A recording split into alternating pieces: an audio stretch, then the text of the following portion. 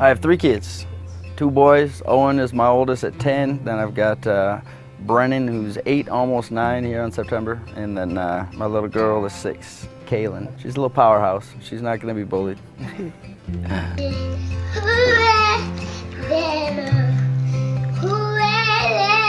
She handles herself well. She's not, you know, she's loved. We have a kind of a philosophy as far as that goes. I've been dating her. What that means is I take her out, you know, once a month. I've kind of laxed a little bit, but I try to take her out. I get her flowers and stuff, and that way, when she gets to be older in high school and stuff, the first guy that thinks he's got a chance and gives her a flower, she'll be like, "You gotta do better than that."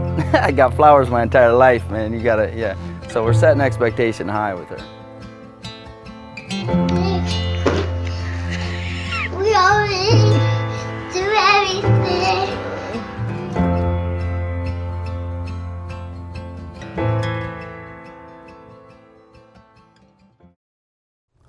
Raising women of God, I have 3 daughters and a son, but with my 3 daughters, it is an incredible joy, an incredible joy. Do I have daughters? I have 3 daughters. I have 3 lovely daughters, range in age from 55 down to, yeah, we'd pull that trick, wouldn't it? 127, 125, 124-ish. Yes, all 3 of them are married. I think the baby girl is about 35. No, she can't be 35 because the baby boy is 36. She must be 38 already, yeah. You know, I've had the privilege of having my daughter Jenny here all throughout Man Camp, and she's been working behind the scenes, helping me, keeping track of everything I need to keep track of, praying for me, and man, it's been a real thrill just to have her as part of my team behind the scene.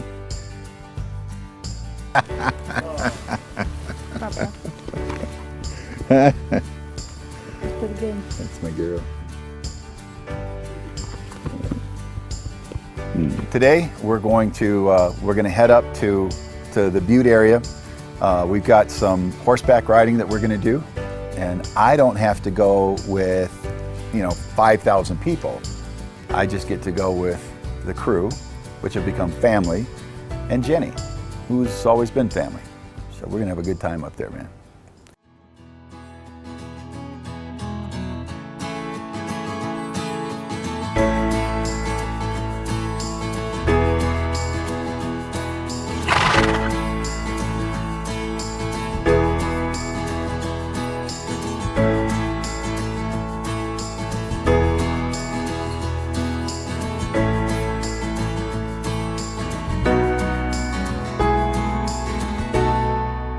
Yeah, whether you're horseback riding or just sitting at a restaurant together, it's really important for a dad to get away with his daughter.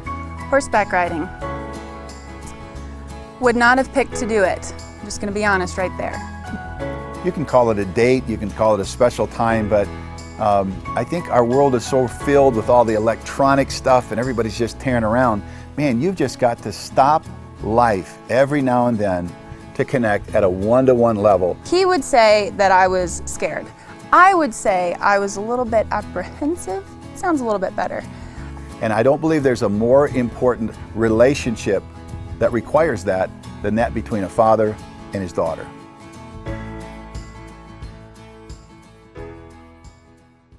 My experience has been pretty interesting, but it's been good. I was a little, I wouldn't say nervous, but just kind of like, okay, what's going to happen being the only girl with 20-something other guys?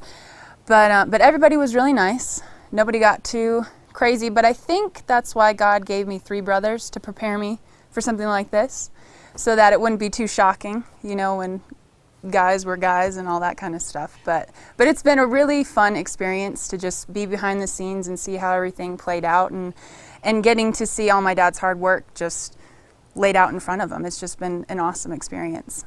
It's a bit of a paradox to be a man and to raise a daughter, because I certainly can't be a good female role model, perish the thought. But what I can be is I can be a model of the kind of man that I want my daughter to honor and respect as her husband someday. As such, I'm never harsh with her. I never cut her down. I never speak to her faults to do anything other than help her to grow in it. So what she hears from me is encouragement. What she feels from me is protection and provision and guidance and that lifelong mentoring. And so my great hope is that I create a standard or a model for the kind of man that she would find someday to be attracted to as a husband. And so the modeling I'm doing for her is not for her to emulate, but rather it gives her a picture of the kind of man that God will put in her life someday. That's my great hope, that I can provide that kind of a model for her. Having daughters, the hardest thing, and I don't know if you know, none of you guys have experienced this, giving them away to another man, I mean, I can't tell you, just tears your heart, because it's just something that it better be right. And I've got some testimonies. I've got this one. I'll tell you about one of my son-in-laws. Okay, his name's Sutton. Okay, a man of God, met in the right circumstances. This guy, and you can imagine just by knowing me a minute, what my standards might be. You know, nice sharp little haircut, maybe a mustache, but let's don't get too beardy, and no tats and no bling. Let's keep it real basic stuff. Well, this guy came in, he had dreads down to about here, he has tats, nose ring, just the whole 9 yards. He brings my daughter brings him in, and I'm like, over my dead body. And I told that to him. And man, I just started praying, Lord, reveal his heart, and soften my heart, and intercessory prayer. It all came together. This man loves my daughter so well and does such an excellent job. He's such a testimony to me of how I judged wronged at the beginning, and what a great man of God he is, and how well he's doing in his role as my son-in-law. And I love him to death. But it was through a year and a half of what I could pretty much call hell. It was like I did not like him at all. And but I've come to really love him, really do things with him, and respect him at this point in time. I honestly believe that God strategically gave me daughters, and particularly my first two girls. My first two kids were girls. And they did something to me that I don't think anybody else could have done. Those girls God used them. He used them to teach me how to be a father. So it was weird. Part of me was saying, I'm raising these kids, but the other truth was they were raising a father, because I didn't necessarily know how to be it.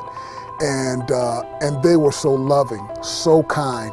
And here I was, this gruff ex-football player, and these two girls, God just used them to massage my heart.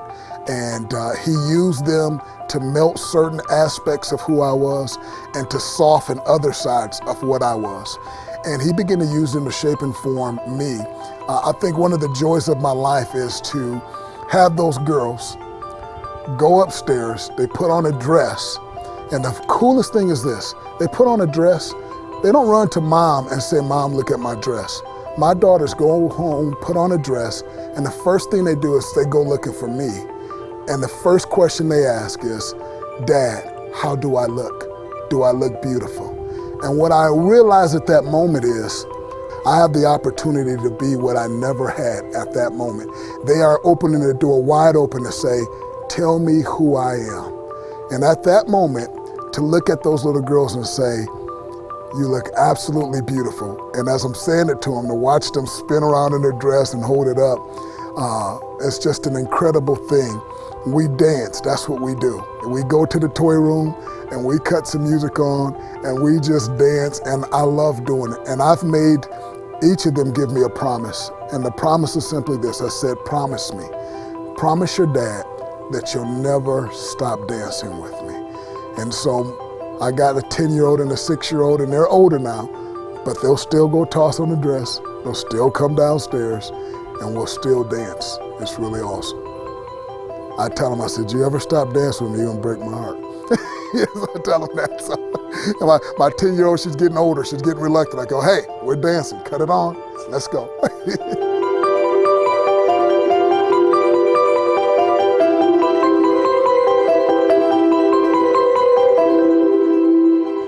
Guys got a real break with their daughters because daughters think dads can do no wrong. They almost make you do right, or they did me, because you don't want to fail them. They already think you're the greatest thing going. And so you want them to keep believing that when you're a rascal. So you pray hard and you give them a lot of time and attention, and because they're so dear to your heart, you love them and you share with them how beautiful they are and what awaits them. Now sometimes we may overdo it because then they try to go out and find the kind of guy that they think we are. And it's not many of us out there.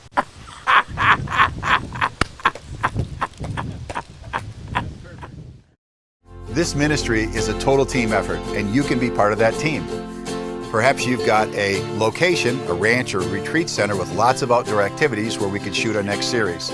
Perhaps you could be a sponsor for one episode of the entire series, or you could even be on the show. If you want to help us to produce high-quality Christian television, build strong families and great dads, please go to our website. Thank you. We had a time where I would go away to work, and then I would drive back for lunch to our home. And again, we have a pond in front of our house, and in the wintertime it freezes, very, very thick ice. But in the very center, the 16-foot deep spot, we have an aerator so that we had some stocked fish in there, some trout, and you need to allow the air to flow. So you have hard ice around all the edges and then open water in the center. And one January day, I remember coming back for lunch, and Jenny had just bought a new puppy, this little dog called Maddie. And somehow, you know, all the kids are at school, my wife's in the house, and Maddie got out and has made her way to the edge and fallen in. Well, it is way below zero. That water is just absolutely frigid. And I just caught it out of the corner of my eye, this splashing out there in the center of the pond, and I see that it's my daughter's puppy. I just threw my truck into park and I headed out there, and I ran out halfway, and then I lay down on my belly and I just crawled because I knew that ice was going to be getting pretty thin near the center. So I could just barely touch Maddie, but I couldn't grab her. I thought, man, if I can just get one more inch. And so I inched out one more inch, and the ice broke.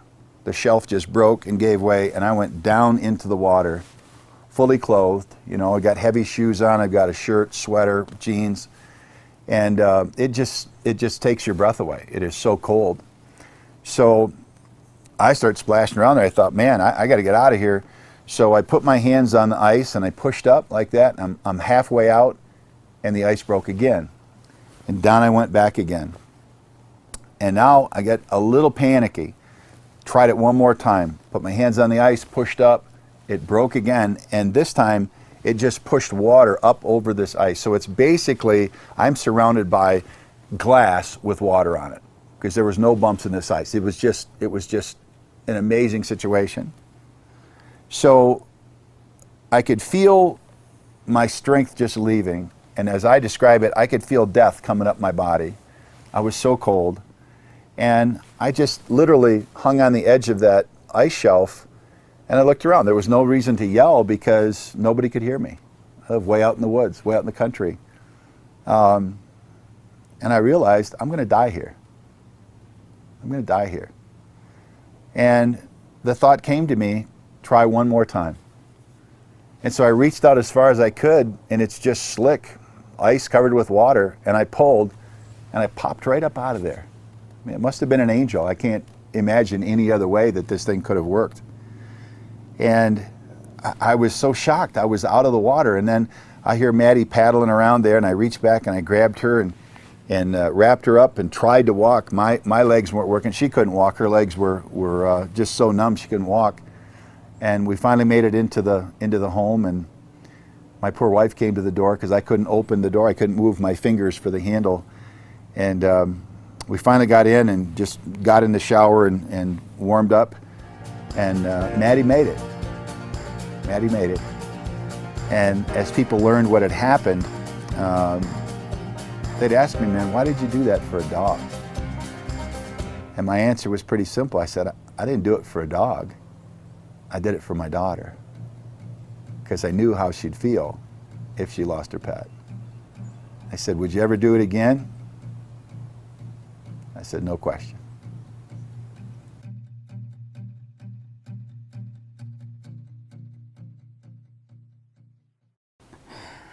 My dad is the best. He looks like a lumberjack. He is one of the strongest, funniest, sweetest guys that I know. And I know that whenever I don't live at home anymore, and so I know that whenever I come home, that his arms are always going to be there to greet me. He's always going to be there for me. I got to tell you, I spent 30 years as a guy in the world. The Lord was not in my life. I was a bouncer. I played semi-pro football. I was a lumberjack in northern Michigan for more than a year, summer and winter, spring and fall, and got into scrapes, and that's just how I was. And at age 30, the Lord came into my life and softened my heart to a large degree. Man, I couldn't cry for years and years and years, and all of a sudden I'm feeling emotions that God put in me for my own good. And it went to a whole nother level when my daughter was born. And it's one thing to get excited when, oh, here, this baby's here, and then some guys will just, well, okay, that's good, but let me get on with my life. Who won the game and all this stuff. And since Jenny came into my life, I've never taken my eyes off of her. I've never taken my heart off of her. She is an absolute gem of a human being. I'm a little biased, but I observe her with other people. I watch her interact with children, with her nieces. Children are drawn to her, and children know. And what they see in Jenny is a pure heart, and that's what I've seen in her since the moment she took her first breath. I'm really proud of my daughter. She just, she doesn't know this, but there are days that she kept me on the straight and narrow, just knowing that if I ever did anything to break her heart, it would ruin me. She's pretty special. As you all know, my dad has a lovely mustache. We affectionately call him the Stash. And at church we were going to have this play, and he was going to play Jesus in it. And so he's like, I'm going to shave off my mustache so I can grow this really awesome beard. He didn't tell us that he was going to do this. And so we wake up to go to school, and we walk down. He's wearing, I remember this, a red, like, cranberry color sweater. And I walk down the stairs, and I come into the kitchen, and there's a stranger in our kitchen. And it's just this clean-shaven guy. I'm like, you look an awful lot like my dad, but you are not him. It was the scariest thing of my entire life. Hated it. We all hated it. It was terrible. And we were like, you are never, ever doing this again. And he never has. Thank God. What's that like? I mean, you raise your daughter up for 20-some years, and then you give her away, and she leaves your authority forever. Well, first of all, you got to take it in little itty bitty steps. It's kind of like a 12-step program. You don't want to try to comprehend all that in one fell swoop, or you end up in a puddle of tears. You take it one little step at a time. You first of all, you're not releasing her forever. You want to be in a part of that relationship. So you don't think about it as, okay, I'll never be able to speak into their lives. You do. This mentoring is lifelong. And I've really found that out with all of my son-in-laws. It's one, you don't speak into them like a child, no way. You kind of come alongside and just help with minor things that you think are minor, but are major to them. And I've found an incredible place in my life right now with this age group, this late 20 group. I found an incredible journey, challenge, and ministry right there, in and amongst my own kids. So to give it away tears your heart out. No doubt about it. But it's part of what the Lord, it's His plan. So along with that, you know that He's going to provide grace with it. Sometimes it's a little hard to find, but it's there. So you have to really press in for the grace for that to happen. Yeah. Since she was born, Jenny's mom and I have been praying for the right guy to come along at the right time to be her husband. Now, it's kind of fun. We joke about it, but she's got 3 brothers, and they're pretty big characters. And so we have fun thinking about the gauntlet that young man will have to run even to get to me. He's got to get through Danny, and then Stephen, and then Chris. And ultimately, he'll get to me. And the joke around our house is I'll be sitting on my porch oiling my shotgun or something, you know. So this guy, he'll have to have a lot of courage to even talk to me about taking the hand of my daughter. But seriously, it will be the best and worst day of my life. Because when my daughter was born, my heart enlarged as a man of God. I love her differently than the boys. I mean, I love all my offspring here, but Jenny is just such a special young lady. And I literally remember watching her take her first breath. And I just saw the delicate human being that God had granted to me and to my wife. And I was wonderfully blown away. And so this big old tough guy, knothead, run around the mountains guy, my heart just melted for her, and it continues to melt today. My dad has been there for me my entire life, and on one occasion he actually saved my life. I was probably about 3, and we have this big pond in front of our house, and I have 3 brothers. My 2 older brothers were already swimming out in the water, and I kind of wanted to be like them, you know, hey, they're swimming out there. And my dad was sitting on the beach with my youngest brother, and he was probably about 1. And in the water, how it was, you had kind of like the sandy bar area, and then it just dropped off. And as a 3-year-old, you're not really aware of when that drop off is, and so I'm just splashing around like little 3-year-old girls do. And I start moving farther and farther out into the water. And my dad, he notices this, but he's just saying, you know, stop, you're going too far. And I turn around to look at him, but the current, or whatever you want to call it, starts to pull me back out. And so he's yelling at me, I'm looking at him, and I just start going under, and it's just, the water's rising. And all I remember is just feeling the water right here. And I can still see it, you know, 21 years later. And I just look at him on the beach, and he just rushes towards me and grabs my arm and just pulls me out of the water.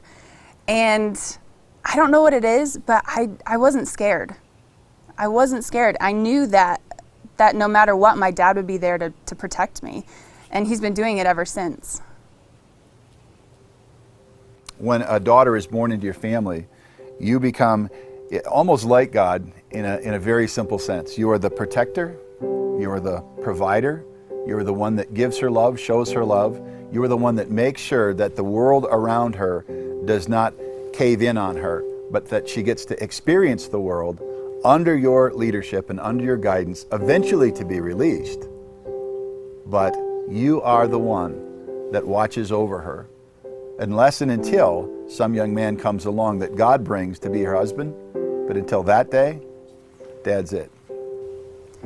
I love watching my dad at man camp, or whether he's in a church setting, but he always does this, I guess, little teaching or demo where he becomes this old man and somebody has to help him.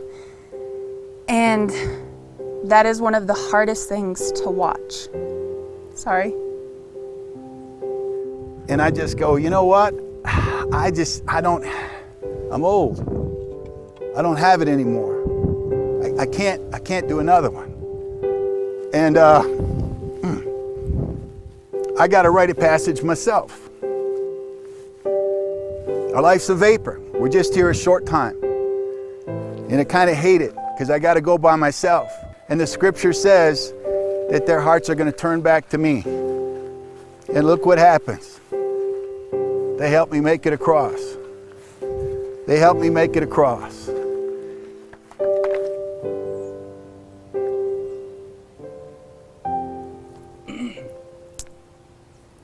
Because he is just, He's so amazing. And the thought that one day he won't be around is one of the saddest things. And I don't like thinking about it, but I wouldn't be who I am without him, you know, without his love and support, and our family wouldn't be what it is without him, you know. And I thank God for Hallmark cards because they do a great job of, you know, on birthdays or Father's Day or something like that, you know, they do a great job of saying the things that you wouldn't necessarily be able to say so eloquently, but I always write in his card like this card can't even do him justice, you know. Words can't do him justice, just because he's just this incredible man of God and just this incredible dad, and I'm so thankful that God just blessed me with him and saw fit to put me into a family with him.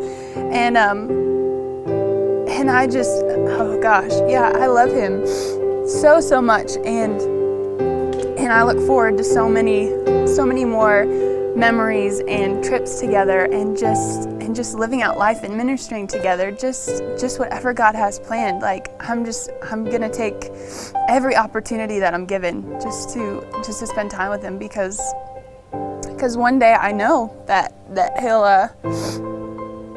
he'll take that journey, and it'll be hard, but we'll make the most of it right now. He's left quite the legacy. He has left quite the legacy, and that's something that I'll always be grateful for, because even when he's gone, you know, his memory, everything that he's worked on and worked for it's gonna last, and that's gonna be a huge comfort.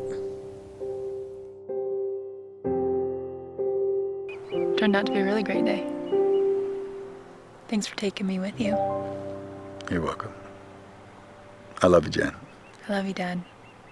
I still want my pony. Feels like rivers have flooded from my eyes as I'm changed into a better man. I look up to the stars and know it's time to head back east, all the way back to Michigan. This ministry is a total team effort, and you can be part of that team. Perhaps you've got a location, a ranch or a retreat center with lots of outdoor activities where we could shoot our next series. Perhaps you could be a sponsor for one episode of the entire series, or you could even be on the show. If you want to help us to produce high-quality Christian television, build strong families and great dads, please go to our website. Thank you.